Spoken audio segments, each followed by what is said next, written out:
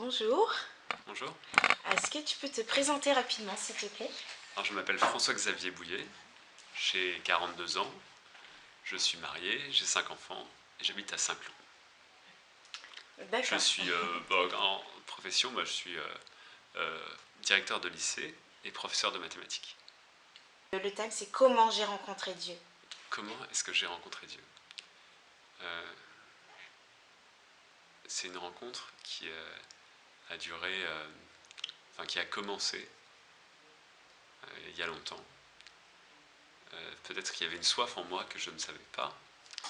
Et je me suis marié avec Caroline en sachant qu'elle était croyante et pratiquante.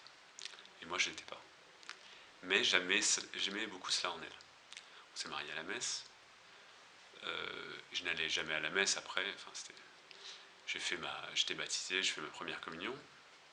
Et je n'avais même pas fait ma confirmation. Je ne savais même pas, tellement j'étais ignorant. Et on est parti à Londres. On a eu des enfants à Londres. Et on a commencé à mettre nos enfants dans une école catholique primaire. Et donc pour cela, en Angleterre, il faut aller à la messe. Donc ils sont Ah, plus... donc tu étais obligé d'aller à la voilà. messe tous les dimanches, c'est ça? Oui, tous les dimanches. Et en fait, je le cherchais peut-être quelque part. Donc c'est après notre deuxième enfant, quand notre aîné a grandi, on a commencé à aller à la messe. Ça, c'était à partir de 2010. J'allais à la messe tous les dimanches et en fait, j'y allais avec plaisir. Et j'ai commencé à avoir une soif qui grandissait en moi. Et il y a eu un événement très particulier, c'est que à l'été 2011, donc après la naissance de notre troisième enfant, ma femme était rentrée, parce qu'elle est née en juin 2011, Hortense. Ma femme est rentrée passer l'été chez ses parents, avec le petit bébé, et puis les deux autres. Et je me suis retrouvé tout seul, et un soir, je me suis couché, et j'ai fait un rêve. Avec ma mère et ma sœur, et on était à un spectacle, un peu spectacle de Robert Hossein. C'était grand avec plein de figurants et tout ça, et c'était sur la Passion de Jésus. Ah, le spectacle Ouais, dans ton rêve? Dans mon rêve. D'accord. Et, mais bon, je connaissais pas grand chose, parce que j'allais quand même à la messe tous les dimanches, mais j'avais vraiment des connaissances assez basiques en catéchisme. Et j'expliquais en fait à ma mère et à ma sœur, qui ne sont pas croyantes, ce qui se passait. Je leur décryptais un petit peu le. Mais bon, c'était une passion un peu bizarre, parce qu'il y avait Jésus qui était crucifié, et la croix s'élevait dans les airs. Donc je leur expliquais, voilà, c'est un mécanisme de poulie, il y a un trucage derrière qui fait que la croix s'élève dans le ciel. Donc en fait, je passais directement de la crucifixion à l'ascension, quelque part. Et là, il s'est passé quelque chose dans mon rêve, c'est que, alors que je leur expliquais le mécanisme de poulie et tout ça, la croix s'est illuminée. Et là, j'étais vraiment bluffé. Et j'aurais dit, mais c'est pas un trucage, c'est vrai. C'est ce que tu as dit dans le rêve? Ouais. J'aurais dit, regardez, c'est vrai, c'est vraiment Jésus, il est vraiment ressuscité. Et donc, il y a une jeune femme qui est apparue juste à côté de lui, illuminée. Et j'ai dit à ma mère, regardez, c'est Marie. Et là, je me suis réveillé, en fait. Et il était minuit, c'était le 15 août. Et je pleurais de joie. Je sais pas si ça vous est déjà arrivé, de vous réveiller d'un rêve comme ça en pleurant de joie. Moi, ça ne m'était jamais arrivé, j'étais comble du bonheur. Et donc à partir de là, j'ai eu un moment de recherche de plus en plus fort, une soif en fait, qui était déjà en moi, mais c'était quand même assez lent. Je travaillais beaucoup, donc je n'avais pas forcément le temps de faire beaucoup de choses. Oui, c'était un processus, c'était petit pas par petit pas, tout doucement. Voilà. Et la prochaine étape, en fait, c'était...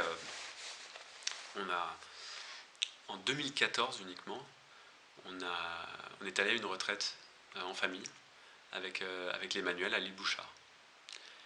Et là, j'ai une confession, je pense que c'était la première depuis très longtemps. Et donc, à l'issue de cette confession, le prêtre m'a dit, il faut que vous priez tous les jours. Alors moi, je sentais que quand un prêtre me demandait quelque chose, il fallait que je le fasse. Alors ça me paraissait Il m'a dit, bon, tous les jours, ok, mais il m'a dit, bon, 5 minutes peut-être, hein, mais peut-être plus après. Mais au départ, il faut vraiment prier tous les jours. Et donc je suis retourné à Londres pour travailler, et je me suis dit, bon, bah, je vais le faire en milieu de journée. Il y a une église catholique juste à côté de mon travail, il n'y en a pas beaucoup à Londres. Il y en avait une juste à côté, très jolie, Saint-Étel-Dreda. Donc c'était par hasard. Très vieille église, voilà. Et donc j'y allais en cachette tous les jours, prier 5-10 minutes, depuis septembre 2014. Et là, c'était un moment de paix, mais je ne savais pas trop comment prier, en fait. Donc j'ai récité le Notre Père, Je vous salue Marie, puis après je parlais à Dieu un petit peu. Et puis je me regardais, je pense, le Seigneur m'aidait à me regarder peut-être plus en vérité, donc à avoir certains problèmes dans ma vie de tous les jours, certains problèmes de travail. Et en fait, il m'a donné cette grâce de faire le Notre Père et de comprendre un petit peu ce que je disais. Et en fait, j'étais à une période dans ma vie professionnelle où tout allait très bien. J'avais mon quatrième enfant qui venait de naître, ma femme allait bien, mon travail allait très bien. Et donc j'ai vraiment récité le Notre Père en me disant, Notre Père qui es aux cieux, que ton nom soit sanctifié, que ton règne vienne, que ta volonté soit faite. Et là je me suis dit, non. En fait, j'ai pas envie que ta volonté soit faite. J'ai envie, Seigneur, je peux pas. Je veux que les choses restent comme ça. Je veux pas que ta volonté soit faite. Ah, t'avais un blocage par rapport à la prière, ça t'a bloqué. Ça m'a dit, en fait, au fond de moi-même, est-ce que j'ai vraiment envie que ta volonté soit faite ? Non. Et je dis, Seigneur, il faut que tu sois patient parce que moi, je suis pas prêt. Au moins, c'est bien, ça a été sincère. Voilà. Et je dis, je veux continuer à parler, etc. Mais je peux pas faire tout ce que tu me demandes là, parce que je suis pas prêt. Et ça m'a pris des mois et des mois comme ça. Et petit à petit, le Seigneur m'a aidé à lâcher prise. Et je lui disais, voilà, je sens que ça vient, donc reste patient. Et puis un jour, je lui ai dit, voilà, Seigneur, que ta volonté soit faite. Tu peux y aller, vas-y, je suis prêt, fais tout ce que tu veux. À moi, je suis prêt. Et comment tu as senti que tu étais prêt ? C'était au bout de combien de temps ? Ça m'a pris 1 an et demi. Et à partir de là, les choses ont commencé à mal tourner de manière totalement inattendue au travail pour moi. Et je me suis viré. Mais vraiment, on s'y attendait. Ça a mis quand même 1 an, hein, le processus de les choses vont mal à je me fais renvoyer. Et le Seigneur m'a attendu, véritablement. Et après, il m'a donné une nouvelle direction. C'est-à-dire qu'à partir du moment où je me suis fait renvoyer, c'était au moment où j'avais préparé ma confirmation. Ma confirmation, ça passe 6 mois à l'avance. Et puis au moment où elle est arrivée, je me suis renvoyé. Voilà, comme quoi rien n'était vraiment au hasard. Tout était préparé par Dieu. Et donc j'étais déjà complètement prêt dans mon cœur. Et donc j'ai tout de suite demandé au Seigneur, qu'est-ce que tu veux que je fasse ? Et là, je pense que c'est des femmes, c'est 3 femmes qui m'ont dit la même chose. Elles m'ont dit, je te verrai bien, prof. Et les 3 se connaissaient ou c'était dans des circonstances ? La première, c'était 2 ans avant.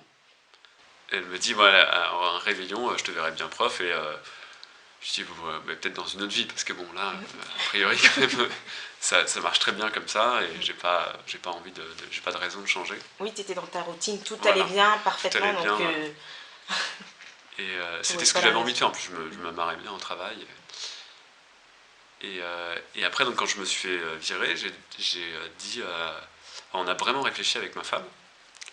Et c'est elle qui m'a dit, je crois, quelques jours avant ma confirmation, elle m'a dit, bon, écoute, je te verrai bien, prof. Et à partir du moment où elle m'a dit ça, je me suis dit, c'est bon, c'est ce que je vais faire. Oui, le Saint-Esprit est passé par la première personne au réveillon, ensuite passé par ta femme, et ensuite via la 3e personne.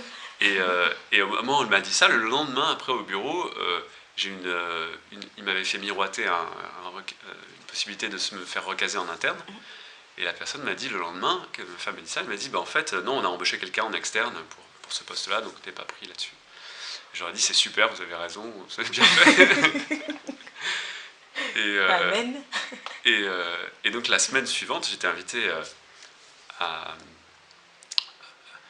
chez un couple de paroissiens qu'on ne connaissait pas très bien, mais des Français aussi, comme nous à Londres. Et il y a le prêtre qui nous avait demandé, donc à 2 couples, nous et cet autre couple, de faire des préparations au mariage. Et donc, on a été reçus chez cette personne, qu'on connaissait un petit peu comme ça, mais pas très bien, et il savait juste que je me faisais renvoyer, j'étais en processus de licenciement. Et la femme de ce couple me dit c'est marrant, vous me faites penser à un couple, c'est ma sœur qui est médecin, comme Caroline, mon épouse, et son mari qui est prof et directeur d'école. Est-ce que c'est quelque chose que tu voudrais faire par hasard? Je te verrais bien faire ça. Donc elle a posé la question comme ça, ouais. Dis donc. Et je lui dis bah oui, c'est exactement ce que je vais faire. Mais elle m'a dit bah appelle-le alors, parce que il pourra te donner des conseils. Et donc on venait d'acheter une maison à Saint-Cloud, et je l'appelle, et il me dit bah écoute, je cherche un prof de maths. Je dis mais t'es basé où ton école? Bah à Courbevoie, donc c'était en train, c'était direct. Je dis bah moi ça m'intéresse, ok. Et donc ça a commencé comme ça. Et l'école est extraordinaire, elle me convient tout à fait. Donc vraiment c'était pendant ma confirmation, c'est-à-dire que c'était le même mois, le mois de ma confirmation. On a quitté Londres, on a acheté une maison, j'ai changé de métier. Ah, c'était complètement et j'ai trouvé un autre métier, voilà. Oh, et ça faisait combien de temps que tu vivais à Londres? 15 ans. 15 ans. Voilà. Donc l'Esprit Saint a soufflé très très fort à ce moment-là. Et il y a eu des moments très forts dans ma vie, juste pendant ce mois de janvier 2017. Et des moments où vraiment j'étais en désespoir total, et puis après le Seigneur venait me ramasser. Très bien, des grands moments de doute. Oui, c'est sûr que quand on traverse ce genre de choses et quand on change de vie radicalement, il y a tout le temps des moments où on est stressé, on doute, on se pose des questions. Comment j'ai fait pour faire ça? Pourquoi j'ai fait ça? Oui, exactement. Et donc le Seigneur m'a aidé à laisser tout derrière, sans aucune acrimonie, sans voilà, tous mes collègues de travail, même ceux qui m'avaient peut-être poignardé ou pas pour prendre ma place. Bon, soit je les bénissais quand même comme les autres, c'est bon, et je suis passé à autre chose. Et en plus, le Seigneur a préparé le terrain pour toi et est passé par 3 personnes pour te montrer voilà, ta destinée et ton appel, ce à quoi tu as été appelé. Voilà. Le changement le plus fort dans ma vie, ça se résume par l'unité de vie en fait. C'est-à-dire que je n'ai plus la phase, la division travail, boulot ou maison, et n'est plus aussi divisée qu'avant. Avant, vraiment, je prenais le métro, j'allais au boulot, je revenais, j'allais à la maison, et c'était 2 phases. C'était vraiment pénible d'aller parfois au travail, et c'était un soulagement quand venait le week-end, etc. Là, j'ai beaucoup moins ça. J'ai le sentiment d'être heureux dans mon travail, heureux chez moi, je travaille chez moi, aussi je prépare des choses chez moi. J'ai du temps avec ma famille plus qu'avant, donc une espèce d'unité de vie. J'ai pas vraiment là on est en période de vacances scolaires, je travaille quand même un petit peu, je suis quand même un petit peu en vacances, tout est un peu plus lissé, c'est-à-dire qu'il n'y a pas de silo dans ma vie entre le travail, la vie avec ma famille, avec ma femme, avec mes enfants, les moments de relaxation. Tout est un petit peu plus unifié, je trouve. Ah, ça c'est beau ça. Voilà. Et Dieu a une place importante dans chacune de ses activités. Oui, vu qu'il est au centre, et c'est lui qui rayonne, c'est-à-dire il rayonne dans tous les champs de ta vie. Voilà. Professionnel, amical, familial. Je peux invoquer Dieu un peu partout, que j'aille, que je sois dans le train, que je sois au travail, que je sois en train de discuter avec un élève, à la maison, chez moi, voilà. Donc c'est ça ce qui a vraiment beaucoup changé dans ma vie, c'est de mettre Dieu au centre, et après réussir à enlever naturellement toutes les choses qui ne sont pas ajustées par rapport à ça, on les élimine. Et aussi, tu as eu le courage aussi de poursuivre le cheminement et d'écouter la voix de Dieu. Oui. Parce que c'est dur de rentrer dans son appel et d'écouter sa voix, parce qu'on a toujours des voix qui t'en dissuadent et qui te mettent le doute, qui te fait rappeler aussi ton ancienne vie, tu étais bien avant. Ouais. voilà. Ouais. Qu'est-ce que tu vas chercher maintenant? Ouais, Pourquoi tu bouleverses tout ça alors Pourquoi que t'es bien? voilà, mon CV, j'avais un CV très très bien dans la finance. C'est-à-dire que je pouvais trouver très facilement du travail dans la finance. Et j'ai mis tout ça à la poubelle. Donc c'était un peu irresponsable par certains côtés, selon une certaine vision, c'est un peu irresponsable. Et c'était ça le doute qui m'accablait le plus. Et donc j'avais besoin de confirmation de la part du Seigneur. Et elles ont été abondantes en fait, trimestre après trimestre. J'ai passé mon examen du CAPES, enfin le CAFEP dans le privé. Et donc ça s'est bien conclu. J'ai une formation que j'ai terminée qui s'est bien conclue aussi. Et puis tout de suite après, j'étais nommé directeur du lycée. En très peu de temps. Donc j'ai fait 2 ans d'enseignement avant d'être nommé directeur du lycée. Enfin, c'était quelque chose de... Enfin, ça va plus vite que d'habitude, je crois. C'est vrai que dans le monde, c'est vu comme irresponsable, mais c'est ça en fait, ce qu'il y a de fou dans le monde, voilà ce que Dieu a choisi.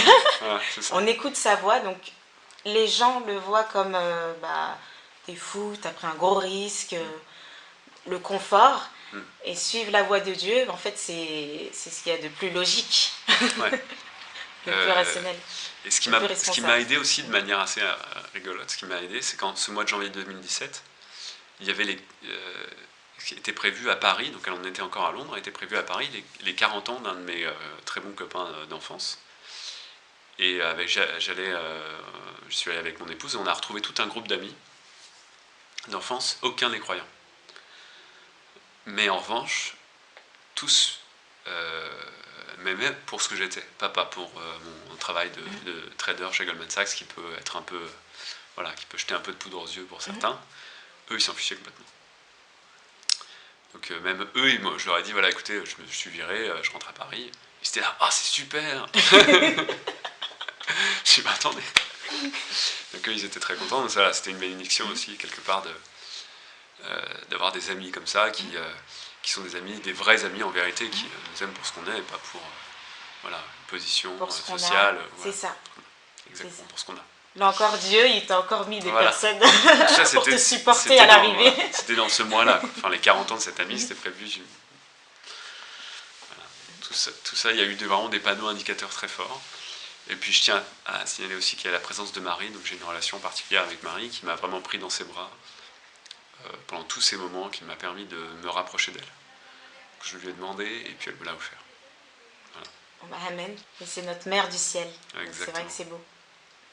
Écoute, merci beaucoup. Est-ce que tu as quelque chose à rajouter? Quelque chose qui te vient, que tu aimerais rajouter par rapport à ce thème? Je continue à le rencontrer régulièrement dans ma vie de prière, dans ma vie quotidienne, dans les événements. Plus on lui fait confiance. Puis il y a des moments de doute parfois, et puis qui sont ponctuels où on se dit, mais comment est-ce que j'ose douter après tous les signes qu'il m'a donnés? Et j'arrive quand même à douter parfois. Et donc il y a un combat, il y a une lutte, et puis elle est parsemée ce chemin il est parsemé de grâce, parsemé de signes, et plus on est dans l'abandon, plus la grâce vient... Là j'ai eu une semaine éprouvante la semaine dernière, qui était entre 2 samedis d'évangélisation, de matinée d'évangélisation, et la semaine à l'école était particulièrement éprouvante. Je ne peux pas dire pourquoi, mais c'était très très dur. Et donc j'étais très fatigué. Il y a eu ces matinées d'évangélisation et juste après j'étais opéré. Et j'ai eu une anesthésie générale et je me suis retrouvé donc après tout ça, le surlendemain, sur un lit d'hôpital, allongé, à rien faire, juste en me réveillant de mon anesthésie générale. J'étais sur un lit étroit avec mes affaires sur moi, mon sac, c'était une chambre qui était occupée par quelqu'un d'autre aussi, et j'étais heureux.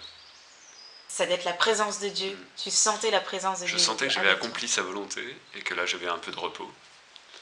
Et j'étais bien. Je suis resté pendant des heures comme ça, à rien faire. Juste à être allongé, j'avais la jambe recouverte de bandages. Quelque part, c'était une forme d'oraison. C'était une forme d'oraison. C'est ça. C'était pour ça que tu te sentais bien, parce que tu étais en oraison, sur ton lit d'hôpital. Voilà. On peut remercier le Seigneur pour tout ce qu'il nous offre, constamment. Tous les échecs, toutes les humiliations qu'on peut subir, parce que ça nous fait grandir. Et après, ça nous ouvre les yeux sur la beauté de ce qui nous entoure. Amen. Écoute, merci beaucoup François Xavier pour ton beau témoignage qui, je suis sûre, va toucher beaucoup de monde. Merci Marie-Louise. À bientôt. À bientôt.